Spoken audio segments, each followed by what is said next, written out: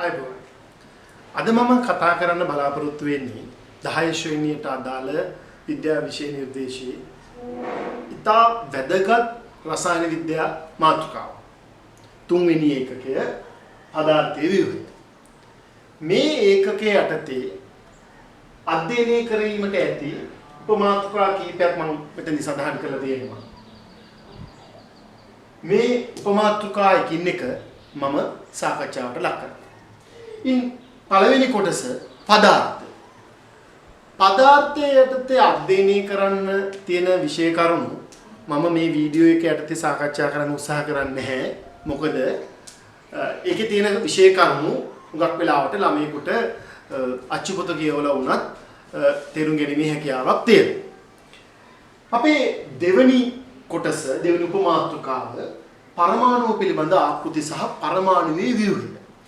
ඔබ දන්නවා මේ පරමාණු සම්බන්ධයෙන් විවිධ වකවානුවලදී විවිධ විද්‍යාඥයෝ විවිධ සොයාගැනීම් කරලා තියෙනවා. එතකොට මේ අපේ විෂය නිර්දේශයේදී මේ පරමාණු සම්බන්ධයෙන් තියෙන ඉතිහාසය ගැන කතා කරන්නේ 10 ශ්‍රේණියේදී නෙමෙයි. මේකේ ආරම්භයේ තියෙන්නේ 9 ශ්‍රේණියේ තමයි මේකේ ආරම්භය. ඒ නිසා මම යෝජනා කරනවා මේ කොටසට එන්න කලින් පුළුවන් නම් 9 වසර අච්චුපොත හොයාගෙන මේ කොටසට අදාළ පාඩම නැවත වරක් කියවන්න කියලා. එතකොට පරමාණු සම්බන්ධයෙන් ඉස්ලාම කතා කරනකොට පරමාණුවේ ව්‍යුහය සම්බන්ධයෙන් පරමාණු සම්බන්ධයෙන් ජෝන් ඩෝල්ටන් කියන විද්‍යාඥයෙක් තමයි ඉස්ලාම මේ සම්බන්ධයෙන් මතයක් ප්‍රකාශ කළේ. ඩෝල්ටන්ගේ පරමාණුවාදයේ තිබ්බ කරුණු අද අපි පිළිගන්නේ නැහැ. බොහෝ කාරණා ඒවා නවීන විද්‍යාත්මක සොයාගැනීම් එක්ක යම් වෙනස්කම් තියෙනවා. එතකොට පරමාණුවේ ව්‍යුහය සම්බන්ධයෙන් අපිට විද්‍යාඥයෝ 3 දෙනෙක් වැදගත් වෙනවා. ඉලෙක්ට්‍රෝනේ හොයාගත්ත ජේ.ජේ. තොම්සන්, ප්‍රෝටෝනේ හොයාගත්ත අර්නස්ට් රදර්ෆර්ඩ්, නියුට්‍රෝනේ හොයාගත්ත ජේම්ස් චෙඩ්වික්. එකකින් පරමාණුයක ව්‍යුහය සම්බන්ධයෙන් මතයක් පළ කළ විද්‍යාඥයෙක් තමයි ප්‍රථමයෙන්ම මතයක් ඉදිරිපත් කළ විද්‍යාඥයෙක් තමයි ජේ.ජේ. තොම්සන්. ඔහු ඉලෙක්ට්‍රෝනේ සොයාගත්තා. ඔහු කියනවා පරමාණුක ව්‍යුහය සම්බන්ධයෙන් ආකෘතියක් ප්ලම් පුඩින් ආකෘතිය කියලා. ඊට පස්සේ අපි මේ කතා කරන පරමාණුවේ ව්‍යුහය ඉදිරිපත් කළේ ප්‍රෝටෝනේ සොයාගත්ත අර්නස්ට් රදර්ෆර්ඩ්. ඔහු විසින් ඉදිරිපත් කරනවා පරමාණු ව්‍යුහය සම්බන්ධයෙන් ආකෘතියක්. අපි ඒක හඳුන්වන්නේ ග්‍රහ ආකෘතිය කියලා. ඔහු කියනවා පරමාණුවක් ඉලෙක්ට්‍රෝන, ප්‍රෝටෝන සහ නියුට්‍රෝන කියන අංශු වර්ග 3කින් සමන්විතයි. ඒකෙන් ප්‍රෝටෝන සහ නියුට්‍රෝන න්‍යෂ්ටිය නම් කුඩා අවකාශයකට සීමා වෙලා තියෙනවා. පරමාණුවක් ඉලෙක්ට්‍රෝන, ප්‍රෝටෝන සහ නියුට්‍රෝන කියන අංශු 3කින් සමන්විතයි. ඒ අංශ 3න් ප්‍රෝටෝන සහ නියුට්‍රෝන න්‍යෂ්ටිය නම් පුංචි අවකාශයකට සීමා වෙලා තියෙනවා. ඒ න්‍යෂ්ටිය වටේට තියෙන ශක්ති මට්ටම් වල හරියට සූර්යයා වටා ග්‍රහලෝක භ්‍රමණය වෙන විදියට භ්‍රමණය වෙමින් පවතිනවා. ඒ නිසා තමයි මොහු රදර්ෆර්ඩ්ගේ ආකෘතිය ග්‍රහ ආකෘතිය කියලා නම් කළේ. මම නැවත සැරයක් කියන්නම්. පරමාණුවක් ඉලෙක්ට්‍රෝන, ප්‍රෝටෝන සහ නියුට්‍රෝන කියන අංශු වර්ග 3කින් සමන්විතයි. ප්‍රෝටෝන සහ නියුට්‍රෝන න්‍යෂ්ටිය නම් පුංචි අවකාශයකට සීමා වෙලා තියෙනවා. ඒ න්‍යෂ්ටිය වටා පිටි ශක්ති මට්ටම් වල ඉලෙක්ට්‍රෝන සූර්යයා වටා ග්‍රහලෝක ගමන් ගන්න ආකාරයට භ්‍රමණය වෙමින් පවතී. ඒත් එක්කම මොහු උපමා කරනවා මේ න්‍යෂ්ටිය සහ මේ රදර්ෆර්ඩ්ගේ පරීක්ෂණය කියලා අපි උසස් පෙළදී සාකච්ඡා කරන පරීක්ෂණයක් තියෙනවා. ඔහු ඒකෙදි කියනවා ඒ පරීක්ෂණයක ප්‍රතිඵල විග්‍රහ කරනකොට පරමාණුවක් පාපන්දු ක්‍රීඩා පිටියක් තරම් විශාලයි නම් න්‍යෂ්ටිය කියන්නේ ඒ ක්‍රීඩා පිටියේ මැද තියෙන කඩල ඇටයක තරමේ ප්‍රමාණය එකක්. right? ඊට පස්සේ අපි තුන්වෙනි මාතෘකාවට එනවා. පරමාණුක ක්‍රමාංකය, ස්කන්ධ ක්‍රමාංකය සහ නියුට්‍රෝන සංඛ්‍යාව. පරමාණුක ක්‍රමාංකය යම් මූලද්‍රව්‍යයක පරමාණුක ක්‍රමාංකය සහ ස්කන්ධ ක්‍රමාංකය අපි දක්වන්නේ මෙන්න මේ විදිහට. වම් පැත්තේ පහළ කෙළවරින් පරමාණු ක්‍රමාංකය වම් පැත්තේ ඉහළ කෙළවරින් ස්කන්ධ ක්‍රමාංකය. එතකොට පරමාණුක ක්‍රමාංකය කියලා කියන්නේ යම් මූලද්‍රව්‍යයක න්‍යෂ්ටියේ අඩංගු ප්‍රෝටෝන සංඛ්‍යාව. ඒ ප්‍රෝටෝන සංඛ්‍යාව ඉලෙක්ට්‍රෝන සංඛ්‍යාවට ප්‍රමාණයෙන් සමානයි. නමුත් අපි පරමාණුක ක්‍රමාංකය කියලා හඳුන්වන්නේ යම් මූලද්‍රව්‍යයක න්‍යෂ්ටියේ අඩංගු ප්‍රෝටෝන සංඛ්‍යාව.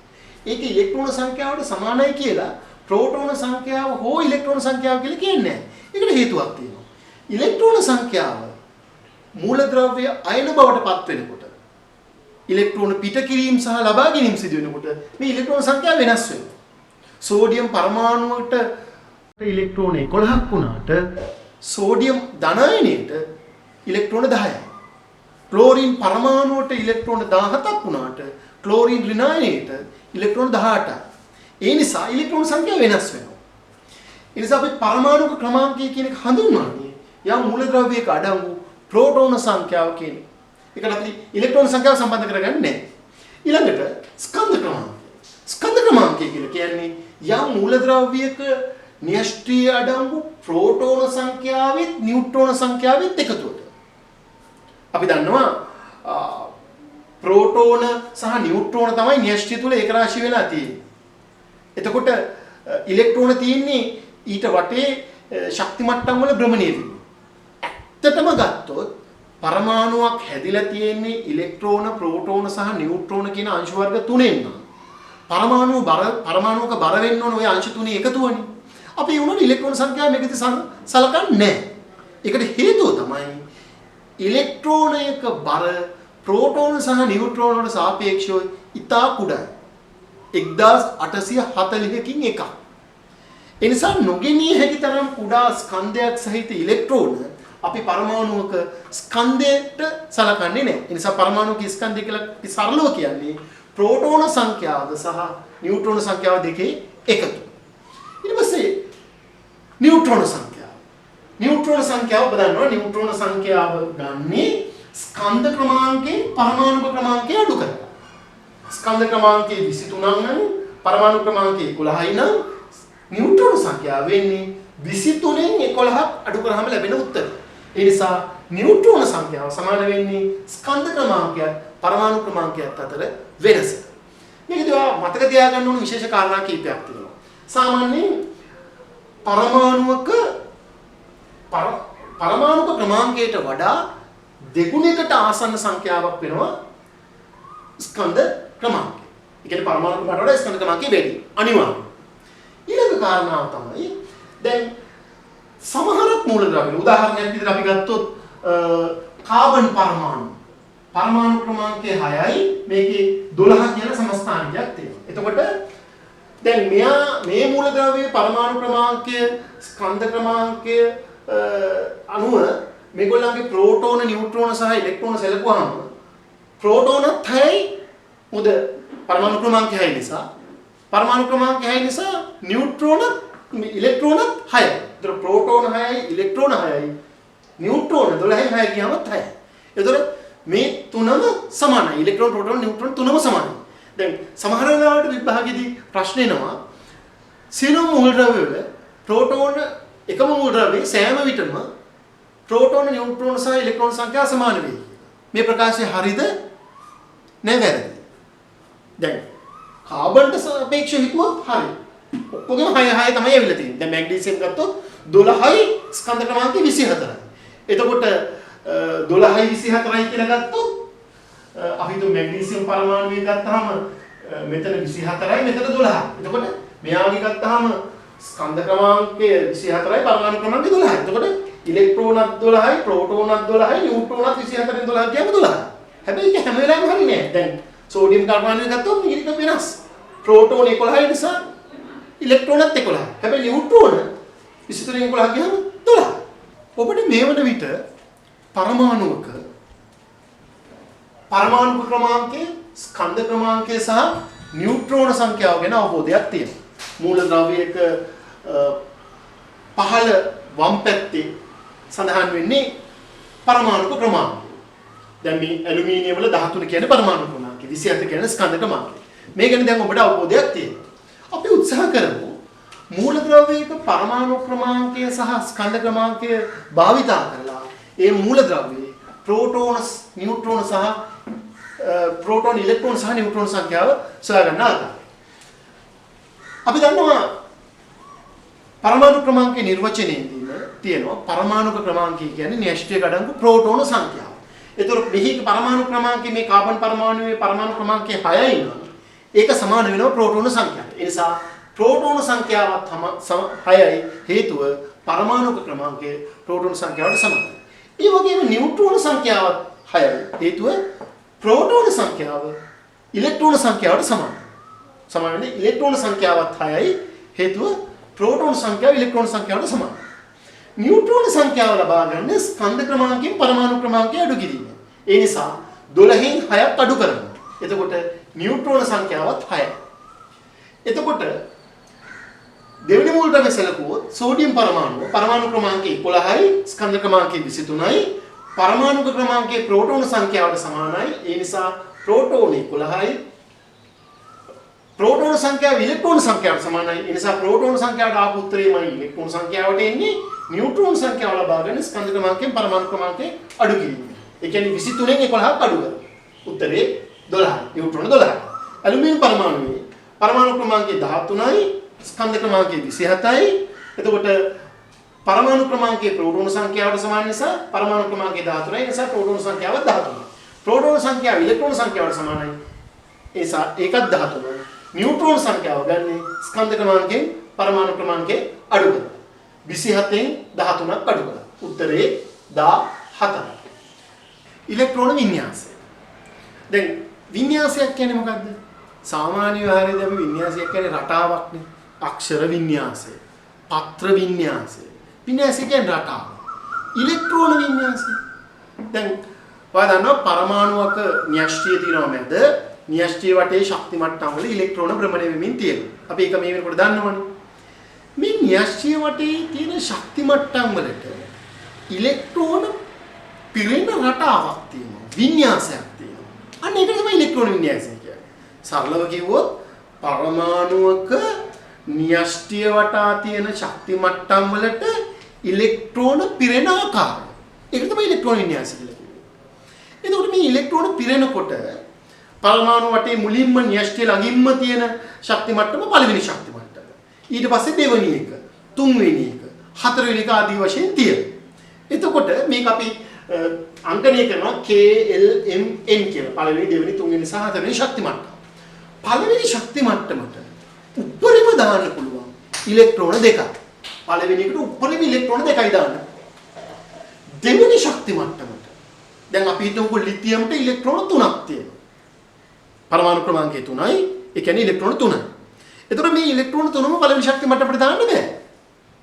පළවෙනි එකට උඩරිම දාන්න පුළුවන් දෙකයිනේ.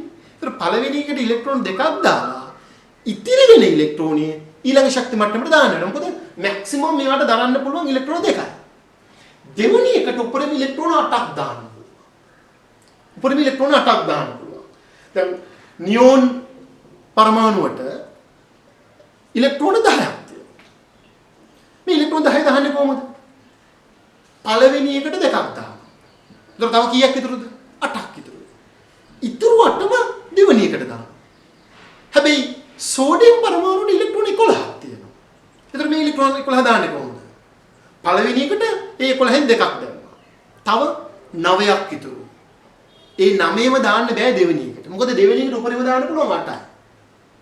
ඒ 9න් 8ක් දෙවෙනි එකට දානවා. එතකොට කීයද? තව එකක් ඉතුරු. ඉතුරු වෙන ඉලෙක්ට්‍රෝනිය ඊළඟ ශක්ති මට්ටමට දානවා. තුන්වෙනි ශක්ති මට්ටම පොඩ්ඩක් සාමාන්‍ය පෙළදී නම් ප්‍රශ්නකාරී තත්වයක් මේකේ තියෙනවා. ඇත්තටම ගත්තොත් සාමාන්‍ය පෙළදී අපි මේ ඉලෙක්ට්‍රෝන වින්‍යාසයේ ලියන විදිහ එක සාමාන්‍ය පෙළ මට්ටම. මේකේ නිවැරදිම ක්‍රමේ නෙමෙයි. ඔබට තියෙන ප්‍රශ්නේ තමයි තුන්වෙනි ශක්ති මට්ටමට ඉලෙක්ට්‍රෝන 18ක් දාන්න පුළුවන් කියලා ඔබේ පෙළ පොතේම සඳහන් වෙලා තියෙනවා. නමුත් ඇත්තටම තුන්වෙනි එකට අපි සාමාන්‍ය පෙළ මට්ටමේදී ඉලෙක්ට්‍රෝන දාන්නේ උපරිම 8ක්. හතරවෙනි එකට ඉලෙක්ට්‍රෝන 32ක් දාන්න පුළුවන්. මම මේ කාරණාව නැවත පොඩ්ඩක් පැහැදිලි කරන්න. හීලියම් පරමාණු ක්‍රමාංකය 2යි. ඒ කියන්නේ ප්‍රෝටෝන 2යි, ප්‍රෝටෝන 2යි කියන්නේ ඉලෙක්ට්‍රෝන 2යි. එතකොට මෙයාගේ ඉලෙක්ට්‍රෝන වින්‍යාසය ලියන්නේ අපි 2යි කියලා. මොකද පළවෙනි එකට උඩරින් ඉලෙක්ට්‍රෝන 2ක් දාන්න පුළුවන්. ඒ දෙක මෙයාට තියෙනවා. කාබන් පරමාණු ක්‍රමාංකය 6යි. ඒ කියන්නේ ප්‍රෝටෝන 6යි. ඒ කියන්නේ ඉලෙක්ට්‍රෝන 6යි. මේ ඉලෙක්ට්‍රෝන 6 දාන්නේ පළවෙනි එකට 2ක් දාන්න. හොඳට මතක තියාගන්න.